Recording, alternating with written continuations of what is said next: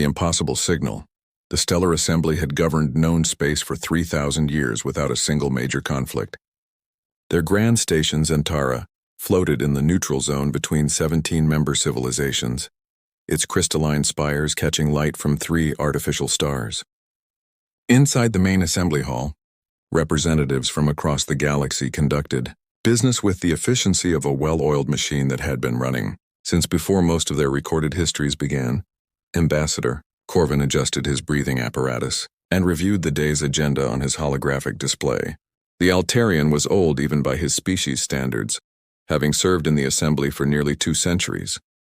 His 6 eyes blinked in sequence as he processed the routine matters before him. Trade disputes between the Vorthan Empire and the Celestine Collective, mining rights in the Outer Spiral, water allocation for the desert worlds of Terminus Sector. Nothing that couldn't be resolved with standard diplomatic protocols. The assembly hall hummed with quiet conversation as 200 species mingled in the vast chamber. The atmosphere processors worked overtime to maintain comfortable conditions for everyone, from the methane-breathing Zephyrians to the silicon-based Chronari. It was a testament to centuries of cooperation and technological advancement that such diverse life forms could coexist in one space. Security Chief Dalma prowled the upper observation deck, her feline features alert, despite the mundane nature of the day. The Phylixian warrior had held her position for 50 years without a single security breach. Her ears twitched as she listened to routine status reports from her scattered teams, all quiet on every front. The biggest excitement, in recent memory, had been when a junior diplomat accidentally triggered a containment alarm with an unauthorized pet the afternoon. Session was just beginning when the first anomaly appeared. Deep Space Monitoring Station Epsilon 7 detected an unusual quantum signature emanating from what should have been empty space. The signal was unlike anything in their databases, a complex pattern that seemed to bend the very fabric of spacetime around it. The station's automated systems initially classified it as a sensor malfunction, but when 3 other stations reported identical readings, the alert level increased. Commander Vex of the Monitoring Division brought the data to Corvin's attention during a brief recess. The Altarian studied the readings with growing confusion. The signals were coming from the dead expanse, a region of space so devoid of matter that even dark energy behaved strangely there. Nothing traveled through the dead expanse. The journey would take centuries even with their fastest hyperdrives, and there was nothing on the other side worth the trip. Yet something was definitely there. Multiple somethings according to the latest sensor sweeps. The signatures were moving in perfect formation, maintaining distances that suggested intelligent control. As the Assembly's Science Committee gathered to analyze the phenomenon, the signatures suddenly multiplied.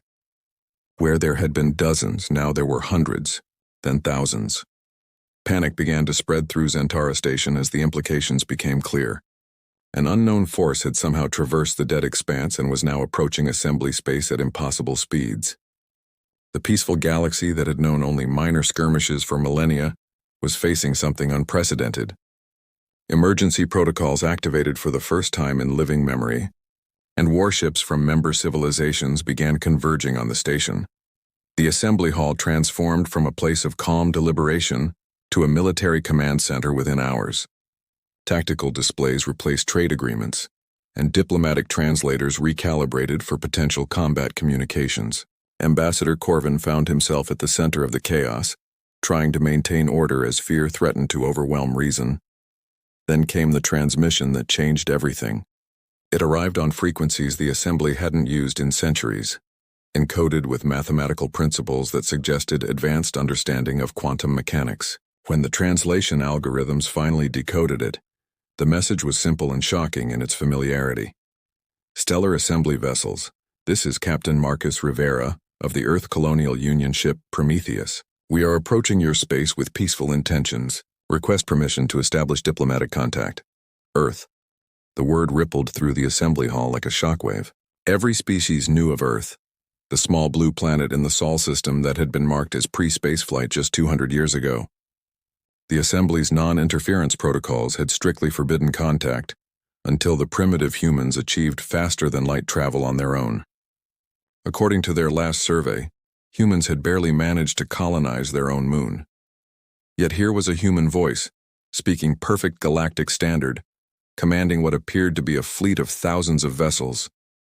The tactical displays updated with visual confirmation as the ghost fleet emerged from the dead expanse. The ships were like nothing in the Assembly's databases. Sleek, angular vessels that seemed to shimmer in and out of visible space, their hulls covered in a material that absorbed sensor scans rather than reflecting them. Captain Rivera's ship, the Prometheus, separated from the fleet and approached at a measured pace. It was smaller than the Assembly's battlecruisers but moved with a fluid grace that suggested advanced propulsion technology. As it drew closer, details became visible that made the Assembly's best engineers gasp in recognition and confusion. The ship appeared to be using controlled gravitational fields for maneuvering, something their scientists had theorized but never achieved. Ambassador Corvin opened a direct communication channel, his voice steady despite his inner turmoil. "Captain Rivera, this is Ambassador Corvin of the Stellar Assembly. Your presence here raises many questions. Our records indicate your species has not achieved spaceflight capability." The human's response came with a slight chuckle that somehow managed to sound both friendly and slightly menacing. "Ambassador Corvin, I understand your confusion. What your records show is what we wanted them to show. Humanity has been spacefaring for over a century. We've just been very careful about where and how we traveled." The implications sent another wave of shock through the Assembly. A species had somehow developed advanced technology while actively hiding from the galaxy's governing body. It should have been impossible. The Assembly monitored everything, from radio emissions to gravitational anomalies. How had an entire civilization gone unnoticed? Captain Rivera continued, his tone becoming more serious. "We've been watching, Ambassador, learning, preparing. We know about your non-interference protocols and we respect them. But we also knew that eventually we would need to reveal ourselves. Recent developments in our region of space have made isolation impossible." Before Corvin could respond, alerts began flooding in from frontier colonies near the dead expanse. Human settlements were appearing on long-range scans, entire cities that seemed to materialize from nowhere. The colonists reported no hostility, just the sudden presence of established human communities that claimed to have been there for decades. The Ghost Fleet held position just outside the station's defensive perimeter, neither advancing nor retreating. Their formation was perfect, mathematical in its precision. Military analysts noted that the fleet's positioning would allow them to either defend against an attack from any direction or launch a coordinated strike on multiple targets simultaneously. The message was clear without being spoken. "We come in peace, but we are prepared for war." Dalma's security teams reported increasing tension throughout the station. Some species advocated for immediate military action, viewing the human deception as an act of aggression. Others argued for caution, noting that the humans had revealed themselves voluntarily and seemed genuinely interested in peaceful contact. The Vorthon Empire's representative was particularly vocal, claiming this proved the Assembly's security protocols were worthless. As the debate raged, Captain Rivera made another transmission. This time, it was accompanied by a data packet that overwhelmed the station's processing systems with its sheer volume. When the computers finally parsed the information, it revealed the true scope of human expansion. They hadn't just colonized a few worlds near Earth. They had spread throughout the dead expanse, turning the supposedly empty region into a thriving network of human civilization.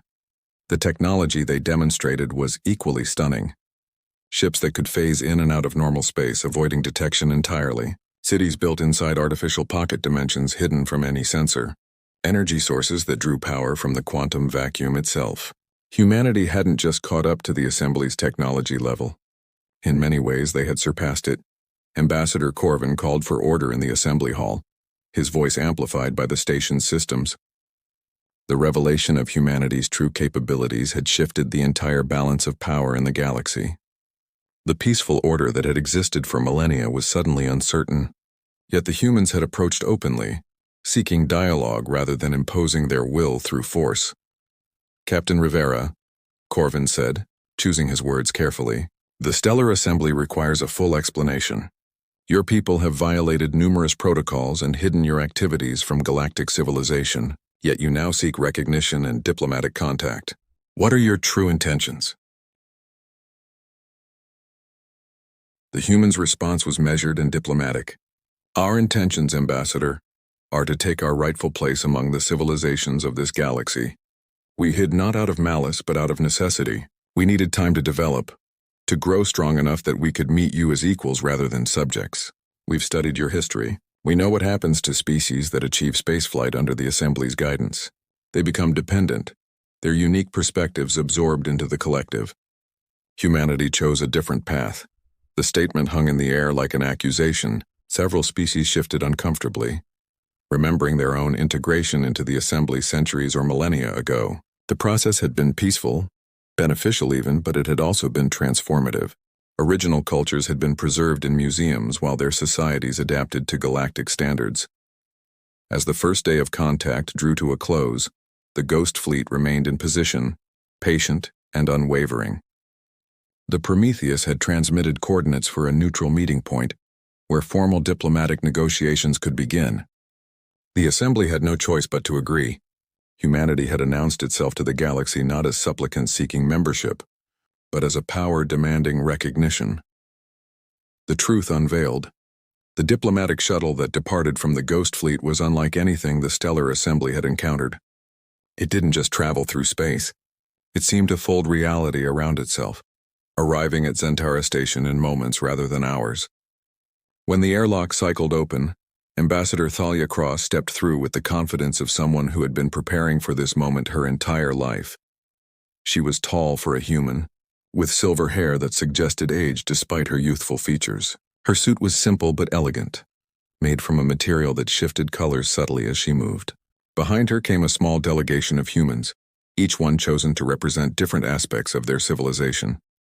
Scientists, soldiers, artists, and engineers, all moving with the same quiet confidence that suggested careful training. Ambassador Corvin met them in the neutral conference chamber, a space designed to accommodate any atmospheric requirements. The humans declined environmental suits, their bodies apparently adapted to a wide range of conditions. It was the first hint that humanity had been enhancing themselves in ways the Assembly hadn't anticipated. Ambassador Cross, Corvin began, his formal tone masking his curiosity. Your arrival has caused considerable upheaval.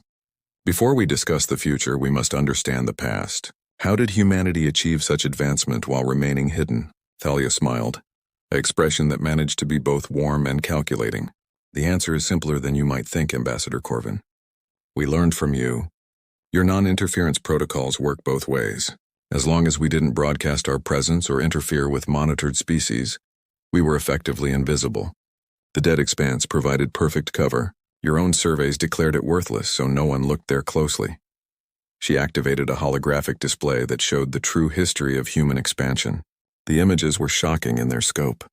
Underground cities on Mars that had existed for 80 years, mining operations in the asteroid belt that had been carefully disguised as natural phenomena, generation ships launched in the early days that had been thought lost but had actually established hidden colonies throughout the dead expanse. We call it the Ghost Fleet Protocol, Thalia continued. Every ship, every colony, every transmission was designed to be undetectable unless you knew exactly what to look for. We developed phase shift technology that let us exist slightly outside normal space. To your sensors, we simply weren't there.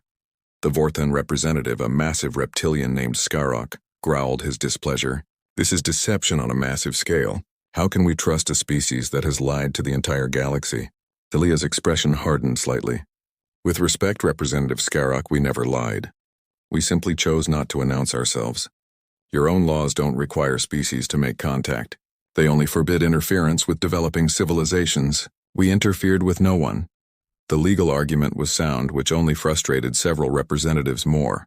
The Celestine Collective's speaker, a crystalline being that communicated through harmonic resonance, chimed in with a question that had been bothering everyone.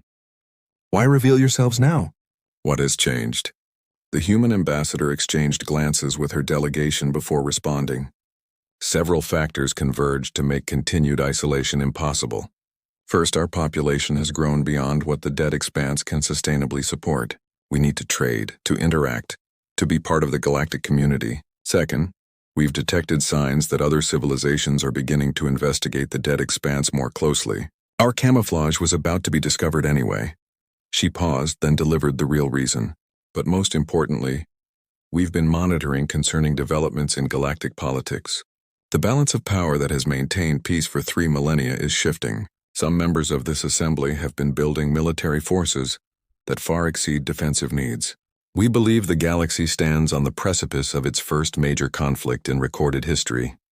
Humanity has chosen to reveal itself now, because we might be the stabilizing force that prevents that conflict.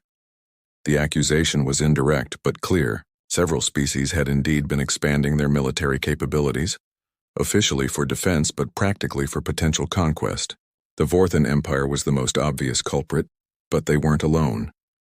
The peaceful facade of the assembly had been developing cracks for decades. Security Chief Dalma had been silently observing the humans, her predator instincts evaluating them as potential threats. What she saw confirmed her suspicions. These were not peaceful explorers who happened to have advanced technology. Every human in the delegation moved with the economy of motion that suggested combat training. Their eyes constantly tracked exits and potential threats. They were warriors pretending to be diplomats, or perhaps diplomats who were also warriors. "You speak of being a stabilizing force," Dalma interjected, her feline eyes fixed on Thalia. "Yet you arrive with a fleet that our analysts call the most powerful armada in known space. How is that stabilizing rather than destabilizing?" Thalia turned to face the security chief directly. "Chief Dalma, the Ghost Fleet you see is less than 1/10 of our actual naval capacity. We're showing enough strength to be taken seriously, not enough to appear as conquerors. If we wanted to destabilize the galaxy, we wouldn't have announced ourselves at all. We would have simply appeared in your core worlds without warning."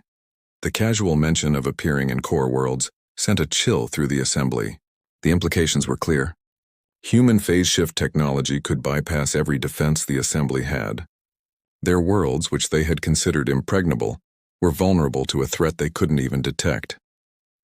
As negotiations continued through the day, more revelations emerged. Humanity hadn't just been hiding and developing technology. They had been studying every species in the galaxy, learning languages, understanding cultures, analyzing strengths and weaknesses. They knew more about the assembly than some member species knew about themselves. The human delegation presented proposals that were remarkably reasonable.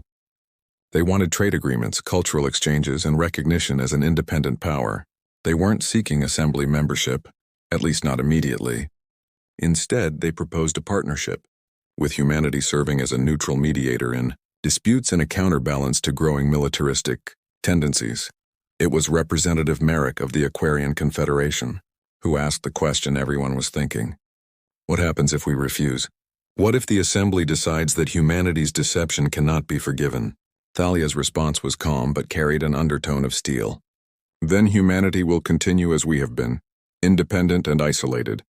But the galaxy will have lost an opportunity. We've developed solutions to problems you haven't even recognized yet. Energy sources that could end scarcity. Medical technology that could extend lifespans across all species. Defensive systems that could make war obsolete. We're offering to share all of this, but only as partners, not as subjects. The offer was too good to refuse, which made several representatives even more suspicious. The Vorthan Empire's military commander, who had been observing via secure transmission, suddenly appeared in the chamber via hologram. His scarred face showed barely contained rage. "This is unacceptable," Commander Vorthan declared. "These humans have made fools of the entire assembly.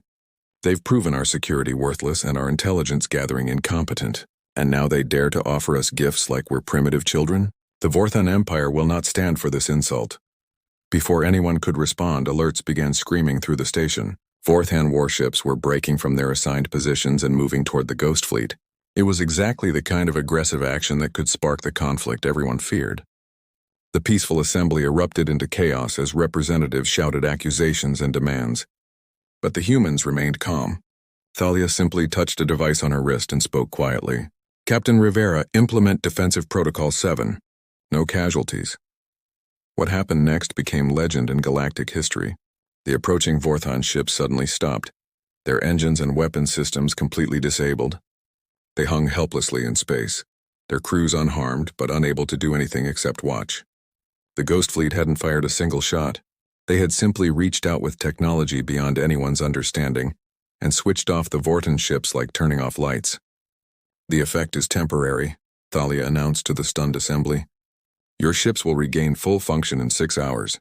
Consider it a demonstration. Humanity has the power to dominate this galaxy, but we choose not to. We choose cooperation over conquest, partnership over subjugation. But make no mistake, we will defend ourselves if threatened.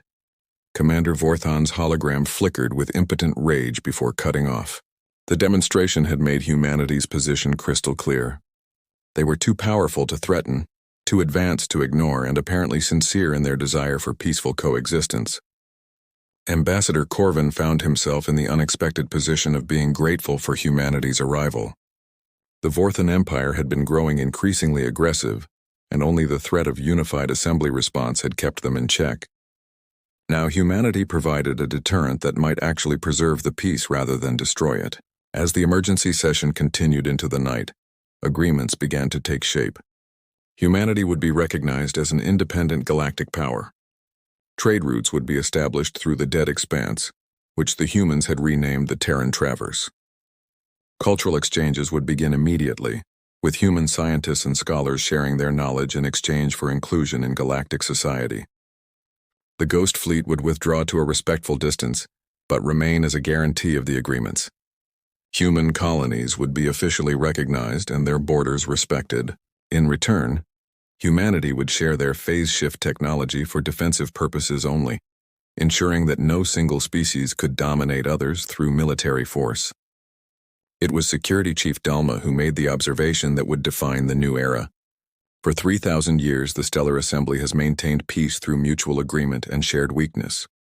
No one species could conquer the others because we were all essentially equal. Now humanity offers us peace through shared strength. They've made us all equally powerful, which means we're all equally safe. As the agreements were finalized, Thalia Cross stood before the assembled representatives one final time. Humanity spent a century in the shadows not out of fear but out of respect. We wanted to meet you as equals, to offer partnership instead of seeking protection. Today marks the beginning of a new chapter in galactic history. Together we can achieve things that neither of us could accomplish alone. The Ghost Fleet began to disperse, most ships phase-shifting back to human space, but some remained, their crews ready to begin the long process of integration and cooperation. The Prometheus maintained its position near Zentara Station, a symbol of humanity's commitment to the new relationship. In the months that followed, the galaxy discovered that humanity's gifts were genuine. Medical breakthroughs that had seemed impossible became routine. Energy problems that had plagued entire sectors were solved with quantum vacuum extractors. The phase shift shields made military aggression pointless, as every world could now defend itself absolutely. But perhaps the most significant change was psychological. Humanity's successful deception had shown that the Stellar Assembly wasn't omnipotent. It could be fooled, outmaneuvered, and surprised. This humility led to reforms that had been needed for centuries. Intelligence gathering improved, diplomatic protocols were updated, and most importantly, the assumption of superiority that had been growing among certain species was thoroughly shattered.